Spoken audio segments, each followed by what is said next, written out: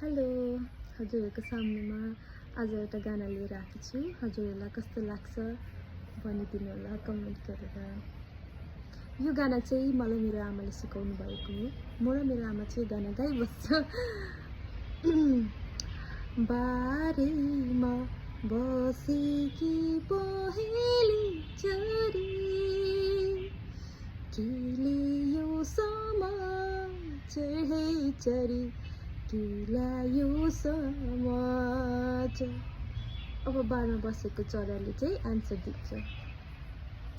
कान्छा र भाइको जय जन्म भयो ल्याए समाचार है चेली ल्याए समाचार। Thank you. हजुरहरूलाई कस्तो लाग्यो प्लिज भनिदिनु होला।